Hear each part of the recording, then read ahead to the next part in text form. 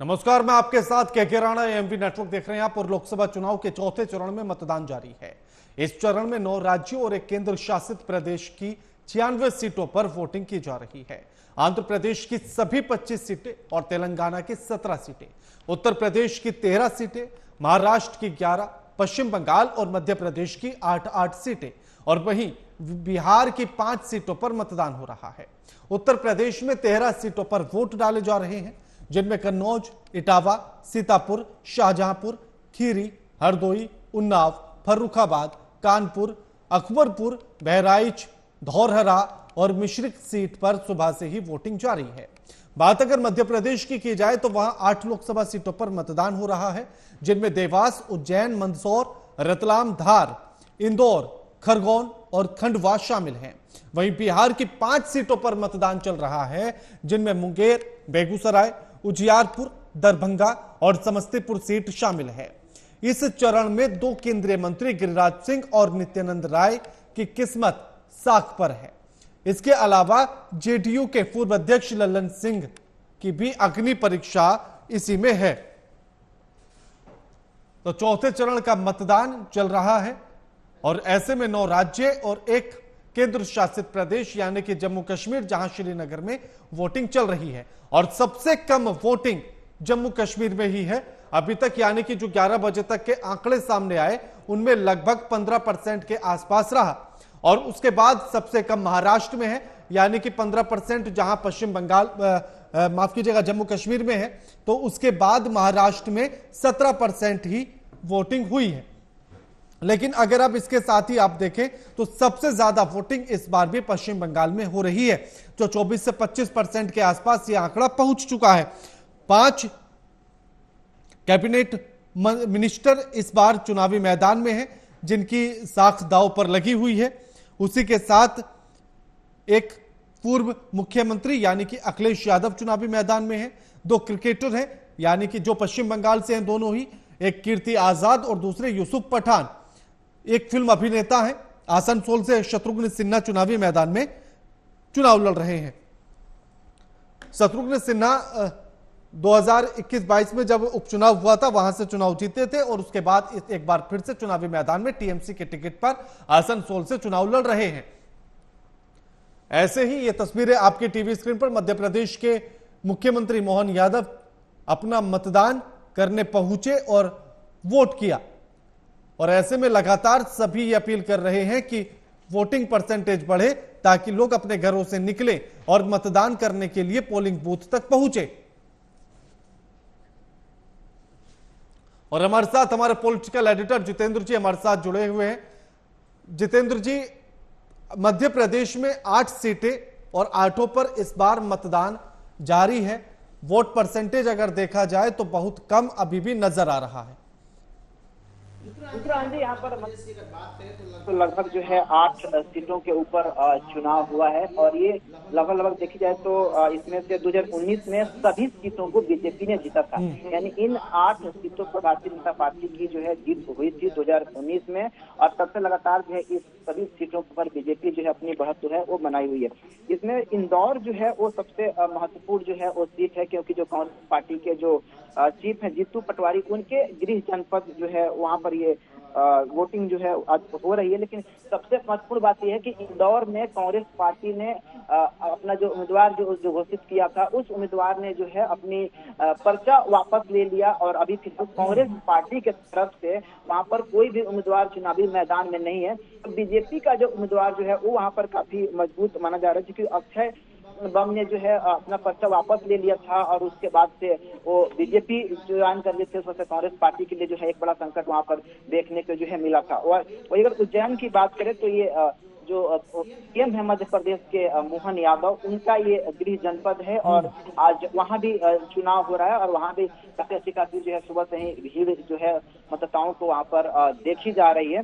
और ये सीट जो है 2009 को अगर छोड़ दे तो 1989 से लगातार भारतीय जनता पार्टी इस सीट को जीतते रही है। यानी बीजेपी की जो है जो पकड़ है वो इस सीट पर काफी ज्यादा और मजबूत है, क्योंकि उज्जैन में जो है बीजेपी ने जो अनिल फौजिया को उम्मीदवार बनाया है और वो काफी मजबूती के साथ चुनाव जो है वो लड़ रहे हैं। और इसके अलावा अगर रतलाम सीट की बात करें तो रतलाम में भी भारतीय जनता पार्टी ने अपने उम्मीदवार को उतारा है। 2014 में मोदी लहर में कांतिलाल भूरिया जो है वो नहीं जीत पाए थे, लेकिन 2015 में जब उपचुनाव हुआ तो वापस जो है कांतिलाल भूरिया फिर से लोकसभा पहुंचे। तो ये जो कुछ महत्वपूर्ण सीट है, ये 3-4 जो 8 सीटों में से, जिस पर काफी जो है नजरें कांग्रेस पार्टी की और इसके अलावा बीजेपी की दोनों की टिकी हुई है। बीजेपी चाहती है कि हर हाल में अपने इस सीट को बचाए रखे, वही कांग्रेस पार्टी चाहती है कि किसी तरीके से बीजेपी के 2019 में जो सांसद जीते थे उसमें सनमारी करके कुछ सीटें जो है वो हासिल कर सके।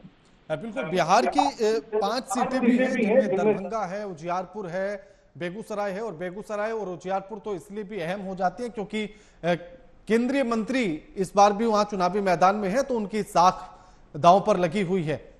तो क्या नजर आता है समीकरण? देखिए, बिहार की अगर बात करें तो बिहार में लगभग 2 केंद्रीय मंत्रियों की जो साख है वो दाव पर लगी हुई है। नित्यानंद राय भी चुनावी मैदान में है और इसके अलावा बेगूसराय से गिरिराज सिंह चुनावी मैदान में है जो केंद्रीय मंत्री हैं। और 2019 में कन्हैया लाल को, जो लेफ्ट के कैंडिडेट थे कन्हैया लाल, उनको कन्हैया कुमार, उनको लगभग 4 लाख से ज्यादा मतों के अंतर से गिरिराज सिंह ने उनको वहां पर चुनाव हराया था। तो ये सीट जो है वो काफी अहम माना जा रहा है बिहार का।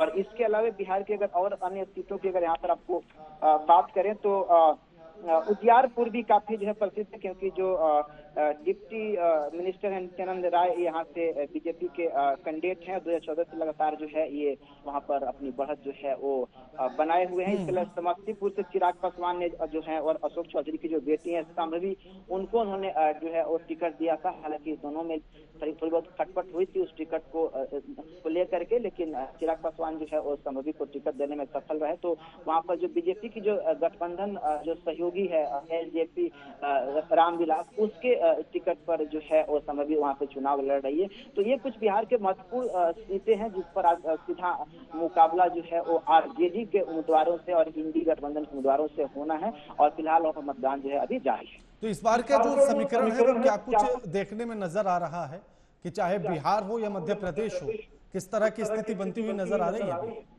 देखिए, विधानसभा चुनाव में और पिछले लोकसभा चुनाव में बीजेपी दोनों जगहों पे काफी अच्छा प्रदर्शन जो है की थी। जिन सीटों पर अभी फिलहाल जो चुनाव हो रहा है उन सीटों के ऊपर, लेकिन अभी बिहार की अगर बात करें तो आरजेडी मजबूती के साथ बिहार के अंदर में चुनाव लड़ रही है, क्योंकि जो इंडी गठबंधन के प्रत्याशी हैं और इसके अलावा जो आरजेडी के प्रत्याशी हैं, उन्होंने अपना एक एमवाई समीकरण, लालू यादव जैसे चूंकि आरजेडी में सक्रिय हो गए, इसलिए एमवाई समीकरण के आधार पर आरजेडी चाहती है कि इस बार चुनाव जीते। लेकिन चूंकि अभी थोड़ी देर कुछ महीने पहले ही जो है वो नीतीश कुमार जो है वापस फिर से बीजेपी के साथ शामिल हो गए और जो इनका गठबंधन में जो हिस्सेदारी थी जो आरजेडी की जेडीयू के साथ जो है वो अलग हो गई। तो उसके बाद से थोड़ा सा समीकरण आरजेडी का कमजोर जरूर पड़ रहा है। लेकिन जो मुस्लिम मतदाता, जैसे उस दिन भी जो तीसरा चरण चल रहा था, लालू प्रसाद यादव ने बयान दिया था कि जो मुस्लिम आरक्षण है वो उसका समर्थन करते हैं और मुसलमानों का आरक्षण मिलना चाहिए। यानी लालू यादव का टारगेट जो है एमवाई समीकरण यानी मुस्लिम और यादव समीकरण है और उसी को साधने का प्रयास यहाँ पर आरजेडी की तरफ से किया जा रहा है। लेकिन बीजेपी जो है प्रधानमंत्री मोदी का चेहरा, केंद्र सरकार की योजनाएं, उनके विकास के कार्य और इसके अलावा नीतीश कुमार के साथ जो बीजेपी ने जो है लगभग 10 वर्षों तक जो गठबंधन में रही बिहार के अंदर में, उसमें जो काम काज जो सरकार के जो किए गए थे, उन्हीं सब बुनियादी मुद्दों के आधार पर इंडिया गठबंधन जो है बिहार में चुनाव लड़ रहा है और दोनों में कांटे की टक्कर जो है इस वक्त बिहार में देखी जा रही है। लेकिन फिलहाल जो देखा जाए तो मतदान प्रतिशत आज भी वहाँ पर कम है और अब देखना ये हुआ कि शाम तक जो है कितना कुछ जो है मतदान वहाँ पर हो पाता है। देखिए, परसेंटेज जो है बहुत ज्यादा हो नहीं रहा है। आखिर लोग घरों से निकल नहीं रहे हैं या उसके पीछे के क्या कारण नजर आते हैं जो लोग पोलिंग बूथ तक नहीं जा पा रहे हैं? महाराष्ट्र में सबसे कम, चलिए जम्मू कश्मीर वाली स्थिति समझ में आती है, लेकिन वहां भी परसेंटेज बढ़ना चाहिए था, इतने दिन बाद चुनाव हो रहे हैं तो, लेकिन वहां सबसे कम, उसके बाद महाराष्ट्र में और कम, सबसे ज्यादा पश्चिम बंगाल में। क्या कारण नजर आता है इसके पीछे? पश्चिम बंगाल में पहले और दूसरे चरण में तो लगभग जो है काफी अच्छा मतदान हुआ था, लेकिन तीसरे चरण में थोड़ा मतदान का प्रतिशत थोड़ा बहुत कम हुआ था। लेकिन अभी बिहार की अगर बात करें या एमपी की बात करें तो लगभग जो है पहले चरण का जो मतदान हुआ था उसी गति से आज मतदान हो रहा है। इसके लिए सबसे बड़ा कारण ये है कि ये सभी जो है ग्रामीण क्षेत्रों के सीट है, जिन 10 राज्यों और यूटी के अंदर में जो चुनाव हो रहा है 96 सीटों के ऊपर। इस वक्त क्या होता है कि जो किसान होते हैं वो अपने खेतों में होते हैं, तो गेहूं को जो है उनको अपना देखना होता है। इसके अलावा गन्ना किसान जो है अपने खेतों में होते हैं। इसके अलावा अलग अलग राज्यों में जो फसल जो उगाने वाले जो किसान होते हैं वो अपने खेती में व्यस्त होते हैं। इसके अलावे दूसरी बात यहाँ पर यह है कि जो काफी ज्यादा हीट वेव हो रहा है उसको भी चुनाव आयोग ने माना है कि हीट वेव की वजह से लोग थोड़ा घरों से कम निकल रहे हैं। इसके वजह से मतदाता जो है थोड़ा जो है बूथ तक धीरे जो है वो पहुंच पा रहे हैं। लेकिन शाम के टाइम में मतदान का प्रतिशत जो है वो भले बढ़ता है, लेकिन प्रतिशत में कोई बहुत ज्यादा बढ़ोतरी जो है आज भी क्योंकि अगर हम नहीं 2014 और 2019 के आंकड़ों से थोड़ा सा मिलान करने की कोशिश करें तो तब 66, 67 और 70 के आसपास का परसेंटेज था। इस बार हम 50, 55 पर आकर रुक जाते हैं। पिछली बार भी इसी समय पर चुनाव हुए थे, अप्रैल के महीने में ही, तब भी गन्ने की बुआई का समय था, तब भी गेहूं की कटाई का समय था, तब भी यही सारी समस्याएं थी, लेकिन फिर भी परसेंटेज ज्यादा था और इस बार कम है। बिल्कुल, क्योंकि उसका रीजन ये है कि उसमें मौसम जो है थोड़ा सा अनुकूल था, लेकिन इस बार मौसम जो है चूंकि गर्मी थी, लेकिन मानसून जो था वो थोड़ा सा पहले आ चुका था। और इसके अलावे जो है दूसरी बार फिर से पीएम मोदी को लाना था, इसको लेकर के लोगों के अंदर काफी ज्यादा उत्साह जो दिख रहा है। लेकिन अब लगातार जब 2 टर्म मोदी जीत चुके हैं तो बहुत सारे ऐसे बीजेपी के कैडर जिनको लगता है इस बार भी तो पीएम मोदी आ ही जाएंगे, 400 का उन्होंने टारगेट दिया है तो वो आ जाएंगे। अगर थोड़ा बहुत मतदान नहीं भी करेंगे तब भी जो है लगता है कि बीजेपी सीटें जीत लेगी। लेकिन कहीं ना कहीं भारतीय जनता पार्टी के लिए जो है साबित हो सकता है कि अगर उससे कैडर, यानी कि ये कहा जा सकता है कि जनता कैजुअल हो गई है कि जीत तो जाएंगे ही। बिल्कुल बिल्कुल, हिंदी के दौरान तो लोगों को लगता है कि चलिए राहुल गांधी ने जो है देश भर में अपना भारत जोड़ो यात्रा निकाला है। बीजेपी के जो वहां पर कार्यकर्ता उनको लगता है कि पीएम मोदी जी लगातार जो है वो अपनी रैलियां कर रहे हैं और तमाम तरह अपनी विकास की योजनाओं को जनता के बीच में रख रहे हैं। तो 400 पार नहीं तो कम से कम जो 272 बहुमत के आंकड़ा तो बीजेपी पहुंच ही जाएगी, इसलिए जो है थोड़ा सक्रियता कम दिख रही है।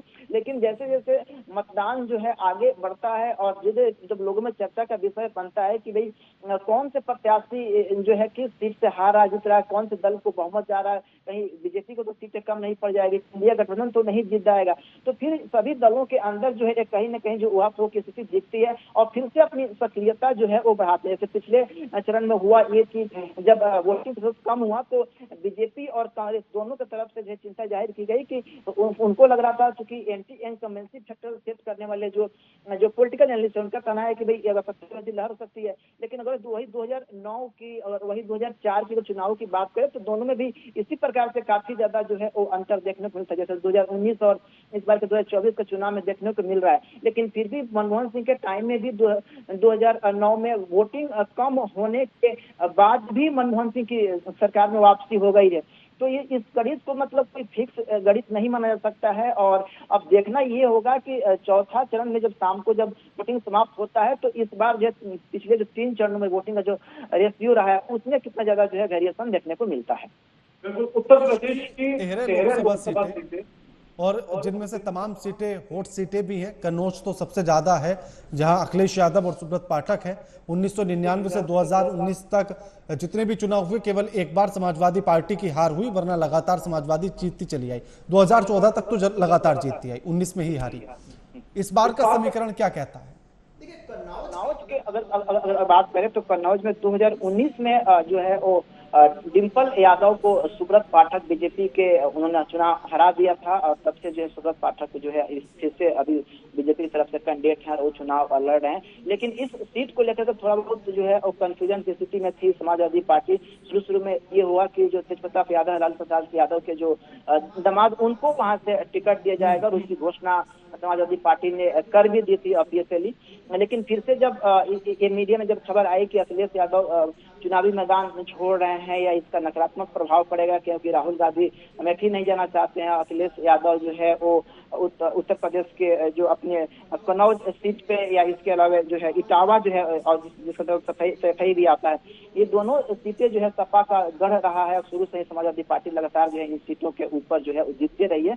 तो कहीं ना कहीं कार्यकर्ताओं में एक गलत मैसेज आएगा और वोटर भी समझेगा कि शायद हार के डर से अखिलेश यादव चुनाव नहीं लड़ रहे हैं। तो फिर उन्हें अंतिम जो है वो टाइम में उन्होंने अपना नॉमिनेशन फाइल किया और उन्होंने इस बार फिर से जो है अपनी किस्मत को वहां पर जो है वो आजमा रहे हैं। इस बार का समीकरण कन्नौज का हम समझने की कोशिश करें हिंदू मुस्लिम और यादवों को लेकर, तो क्या समीकरण बनता हुआ नजर आता है वहां? देखिए, सुब्रत पाठक जो है वो ब्राह्मण चेहरा है और इसके अलावा अखिलेश यादव जो है वो यादव समाज से आते हैं और वहाँ पर मोस्टली जो है यादव और इसके अलावा ओबीसी वर्ग का जो वोटर है वो वहाँ पर है। तो समीकरण जो है अभी कुछ भी स्पष्ट नहीं कहा जा सकता है कि किसके पक्ष में है या किसके विरोध में है, क्योंकि समाजवादी पार्टी के उम्मीदवार डिम्पल यादव 19 में चुनाव हार चुकी है। सुब्रत पाठक वहाँ से चुनाव जीते थे। अखिलेश यादव फिर से उन्होंने अपनी खोई हुई सीट को वापसी के लिए वहां पर अब फिर से अपना पर्चा भरा है। लेकिन सुब्रत पाठक भी काफी मजबूती के साथ अपनी दावेदारी पेश कर रहे हैं। वो कह रहे हैं कि यहाँ पे कोई भी चुनाव लड़े, हमने जो जनता के बीच में जो काम किया है उसके आधार पर वो वोट मांग रहे हैं। तो जनता जो है अखिलेश यादव के पुरानी समाजवादी सीट को पसंद करती है, समाजवादी चेहरे को पसंद करती है, या फिर पीएम मोदी के विकासवादी राजनीति के ऊपर मुहर लगाती है। अभी फिलहाल जो है उस चीज को देखना होगा। बिल्कुल, कन्नौज को लेकर जो लगातार ये दावा किया जा रहा है कि अगर अखिलेश यादव अब आए हैं तो वो बीजेपी से इस सीट को छीन लेंगे और अपने जो उनका पुराना किला है उस पर फिर से एक बार कब्जा जमा लेंगे। मुस्लिम और यादवों को लेकर हमेशा उनका रहता है कि अगर ये दोनों एक साथ आ गए तो समाजवादी पार्टी जीत जाएगी। इस बार क्या ऐसा होता हुआ नजर आ रहा है? जो 2019 में नहीं हुआ इस बार होगा, बदले की भावना भी होगी अखिलेश यादव में कि बदला लेना है मुझे और जीतना है। बिल्कुल ऐसी बात है कि अखिलेश यादव उत्तर प्रदेश के मुख्यमंत्री रह चुके हैं और कोई छोटा मोटा सीट जो है वो कन्नौज या फिर इटावा या सफाई जिस अंतर्गत आता है, ये सब जगह नहीं है। वर्षों से लगभग जो है वहाँ पर मुलायम सिंह यादव भी चुनाव जीते हैं, डिम्पल यादव भी चुनाव जीती है, अखिलेश यादव भी चुनाव जीते हैं और सबने वहाँ पर अपनी किस्मत आजमाई है इन सीटों के ऊपर। चूंकि पुराना समाजवादी सीट जो है वो रहा है, तो जाहिर सी बात है कोई भी दल या नेता चाहता है कि उसका गढ़ बचा रहे और वो अपनी जो है फिर से वापसी कर सके। लेकिन जो पाठक है वहाँ पर बीजेपी के उम्मीदवार, वो काफी मजबूती से वहाँ पर जो है वो मुकाबला मुझे यहाँ पर देखने को मिल रहा है दोनों के बीच में। इसलिए अखिलेश यादव का पूरा प्रयास रहेगा कि उस सीट को हासिल करें और अपनी खोई हुई जमीन को वापस पाएं। लेकिन बीजेपी भी चाहती है कि किसी भी तरीके से समाजवादी जो गुट है उत्तर प्रदेश के अंदर में, कम से कम उसको तोड़ करके हम फिर से जो है वापस उस सीट को पालें। क्योंकि यहाँ पर अगर सफाई की अगर बात करें तो जो रामशंकर कठारिया बनाम जो है जितेंद्र दोहरे यहाँ पर जो है वो इनके बीच में मुकाबला है और सपा से जो है ये आए हुए हैं। लेकिन इसमें सबसे महत्वपूर्ण बात यह है कि समाजवादी पार्टी को जो है दूसरे दलों से जो है बसपा से उम्मीदवार लेकर के और अपने पुराने जो उनके जो शुरू से जो परंपरागत जो सीट रहा है उस पर उनको जो है उम्मीदवार करना पड़ रहा है। तो इससे लगता है कि समाजवादी नेता या समाजवादी प्रत्याशी उतना ज्यादा जो है मजबूती से अपनी टक्कर जो है नहीं दे पा रहे हैं बीजेपी के उम्मीदवारों को। इसलिए समाजवादी पार्टी भी थोड़ी बहुत जो है वो बसपा से एक अन्य दलों से उम्मीदवार को उतार करके और अपने राजनीतिक समीकरण सेट करने का प्रयास जो है वो कर रही है। क्योंकि लेकिन विपक्ष तो लगातार लगाता है कि सारे बीजेपी ने उधार के प्रत्याशी लिए हुए हैं, या तो कांग्रेस से या अन्य पार्टियों से। बिल्कुल, अगर देखा जाए तो अधिकतर उम्मीदवार जो है जो बड़ा जो दल होता है जिसकी सरकार होती है उसकी तरफ उनका रुझान होता है कि उनको टिकट भी मिल जाएगा और अगर जीत जाएंगे तो उनको मंत्री पद का भी आस रहता है, तो उनके तरफ जाते हैं। और ये बात बिल्कुल सही है कि अधिकतर उम्मीदवार जो है बीजेपी में शामिल हुए हैं, लेकिन कुछ उम्मीदवार जो है दूसरे दलों से अन्य दलों में भी उन्होंने जो है वो वापसी की है या फिर उन्होंने जो है उसमें शामिल हुए हैं। इसलिए सभी दलों के साथ जो है ये स्थिति लगभग है। लेकिन बीजेपी में ज्यादा उम्मीदवार शामिल हुए हैं किंतु उनको लगता है कि पीएम मोदी की हवा है, लहर है, या फिर अगर जीतते हैं तो उनको मंत्री पद भी मिल सकता है। इसलिए उनकी लालसा थोड़ी ज्यादा है, इसलिए बीजेपी तक उनका रुझान जो है वो देखने को मिल रहा है।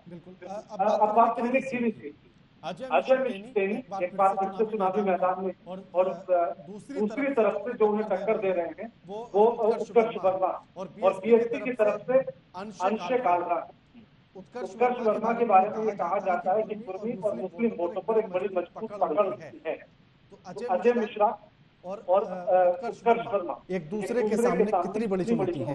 देखिए यहाँ पर सिर्फ दो लोगों के बीच में वर्सेस का मुकाबला नहीं है, बल्कि यहाँ पर त्रिकोणीय मुकाबला देखने को मिल रहा है, क्योंकि तीनों प्रत्याशी अपने आप में कद्दावर हैं। लेकिन अजय मिश्र टेनी, जो कि आपने पहले भी आपको पता होगा कि जब किसानों के ऊपर जो गाड़ी चढ़ाने का उनके ऊपर जो है आरोप लगा था, किसान कांड वहां पर हुआ था, काफी हाईलाइटेड हुआ था, उनके बेटे के ऊपर जो है आरोप लगे थे और काफी हाईलाइटेड मुद्दा जो है वो बना था पूरे देश भर के अंदर में। तो ये कहीं ना कहीं उसको लेकर के आक्रोश है, लेकिन बीजेपी ने फिर भी उनके ऊपर भरोसा जताया है, क्योंकि वो केंद्रीय मंत्री हैं और बीजेपी चाहती है कि अपने केंद्रीय मंत्रियों को उतारें, और केंद्रीय मंत्रियों की अगर जीत होती है तो कहीं ना कहीं जो है एक बड़ा संदेश भी उस क्षेत्र में जाता है कि बीजेपी ने अपने केंद्रीय मंत्रियों को जो टिकट दिया है। लेकिन अगर बसपा और सपा उम्मीदवारों की अगर बात करें तो ये भी काफी ज्यादा जो है टक्कर दे रहा है, और वहां पर जो है वो खीरी में त्रिकोणीय मुकाबला देखने को मिला है, जो कि तीनों प्रत्याशी काफी मजबूती के साथ जो है वो इस वक्त चुनाव वहां पे लड़ रहे हैं। जी बिल्कुल। लेकिन क्या लगता है कि जो किसान आंदोलन का जो असर था, या वो वाला जो केस हुआ था जिसमें उनके बेटे ने कार चढ़ा दी थी और उसका केस अभी तक भी चल रहा है, उसका असर पड़ेगा, और क्या उसका नुकसान अजय मिश्र टेनी को उठाना पड़ेगा? बिल्कुल, चूंकि देखिए जो किसान आंदोलन है कहीं ना कहीं वो एक अपना बड़ा प्रभाव जो है देश भर के राजनीतिक गलियारों में रखता है, और इसके अलावा जब भी चुनाव होते हैं तो किसानों का मुद्दा जो है काफी बड़ा मुद्दा रहता है। लेकिन बीजेपी की तरफ से दावा किया गया था उस वक्त जब जो है अजय मिश्र टेनी के बेटे के ऊपर जब आरोप लगा था किसानों पर गाड़ी चलाने को लेकर के, कि वो सभी के सभी किसान दरअसल वो पंजाब से वहां पर आए थे, बीजेपी का ऐसा आरोप था। और वो वहाँ लखीमपुर खीरी के कोई भी वहाँ पर किसान नहीं थे, उनको जानबूझ करके प्रोटेस्ट के लिए बुलाया गया था। इसलिए लखीमपुर खीरी के जो किसान हैं उनके ऊपर कुछ खास प्रभाव जो है वो नहीं पड़ेगा, क्योंकि पीएम मोदी के जो किसानों के लिए जो योजनाएं चलाई जा रही है और इसके अलावा उनके जो खाते में सीधे जो है डायरेक्ट बेनिफिट ट्रांसफर के जरिए पैसे जो भेजे जा रहे हैं, उससे देश के जो छोटा जो मध्यम वर्ग का जो किसान है वो लगभग जो है वो पीएम मोदी की तरफ जो है अपने रुझान को जो है दिखाता है। लेकिन वही किसान आंदोलन के नेताओं की अगर बात करें तो उनका साफ तौर पर कहना है कि जब तक केंद्र सरकार की तरफ से एमएसपी के ऊपर कानून नहीं लाया जाएगा तब तक किसान जो है भारतीय जनता पार्टी का लगातार और सरकार का विरोध जो है वो करते रहेंगे। बीजेपी की तरफ से साक्षी महाराज हैं और समाजवादी पार्टी की तरफ से अनु टंडन है। कितने मजबूत नजर आ रही हैं अनु टंडन साक्षी महाराज के सामने? देखिए अनु टंडन जो है वो मजबूती से तो लड़ ही रही है, लेकिन साक्षी महाराज जो है काफी फेमस चेहरा है। जैसे बिहार में गिरिराज सिंह अक्सर जो है हिंदुवादी और बयान देते हैं, उसी प्रकार से साक्षी महाराज भी अपने बयानों के लिए जाने जाते हैं और केंद्र में मंत्री भी रहे हैं। तो उनका जो है मुकाबला सीधे अगर देखा जाए अगर अनु टंडन से तो मुकाबला तो है, लेकिन साक्षी महाराज की दावेदारी यहाँ पे ज्यादा मजबूती है, जो कि लंबे समय से साक्षी महाराज का वो क्षेत्र रहा है, और जो हिंदू जो वोटर है उनके बीच में उनकी काफी अच्छी पैठ रही है, और लगभग जो है हिंदुत्व और राष्ट्रवाद के मुद्दे के ऊपर प्रखरता से अपनी बात को रखते हैं। तो बिहार में अगर गिरिराज सिंह हो या फिर उत्तर प्रदेश में जो साक्षी महाराज हो, इनका एक तरीके से दोनों में आपसी जो राष्ट्रवाद का जो मुद्दा होता है, हिंदुत्व का मुद्दा होता है, उस पर दोनों का जो है तालमेल होता है, और इसके जरिए बीजेपी का जो मैसेज होता है हिंदुत्व राष्ट्रवाद के मुद्दों को लेकर के, इनके जरिए कहीं ना कहीं जो आगे बढ़ाने का प्रयास जो है किया जाता है। इसलिए साक्षी महाराज तो चुनाव लड़ ही रहे हैं, लेकिन अनु टंडन भी काफी मजबूती से चुनाव लड़ी है, जिनमें से एक बार चुनाव जीती भी है, तो लगता नहीं है कि कुछ मजबूत टक्कर रहेगी? बिल्कुल काफी, वही मैं बता रहा हूँ आपको कि काफी मजबूती के साथ अनु टंडन चुनाव जो है वो लड़ रही है। और लेकिन साक्षी महाराज चूंकि वहां पर पहले से चुनाव जीते हैं, सरकार में केंद्र सरकार में मंत्री भी रहे हैं, इसलिए थोड़ा उनका प्रभाव वहां पर ज्यादा है। लेकिन जो टंडन है उनका भी ब्राह्मण जो है वोट के बीच में अच्छी खासी जो है उनकी पकड़ है, और अपनी काफी मजबूती के साथ जो है वो दावेदारी पेश कर रही है। एक और सवाल ये कि अनु टंडन जब अगर समाजवादी पार्टी और कांग्रेस का वोट मिलेगा तो क्या साक्षी महाराज को नुकसान बड़ा होगा? देखिए अगर अभी तक तो अखिलेश यादव के साथ जो ब्राह्मण समाज है वो जल्दी नहीं जाता है, क्योंकि मुलायम सिंह यादव के ऊपर आरोप लगता है जो है कार सेवकों के ऊपर गोली चलवाने को। तो इसलिए ये समीकरण ज्यादा फिट फिलहाल नहीं बैठेगा।